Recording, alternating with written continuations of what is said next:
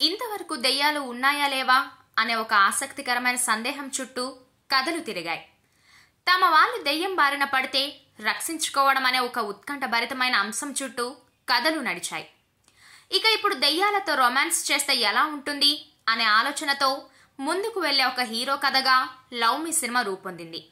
ఆశిష్ హీరోగా, అరుణ్ ఈ సినిమాను రూపొందించాడు. బేబీ హీరోయిన్ వైష్ణవి చైతన్య కథానాయికగా నటించిన ఈ సినిమాను దిల్ రాజు నిర్మించారు. ఈ సినిమాకి కీరవాణి సంగీతాన్ని సమకూర్చడం విశేషం.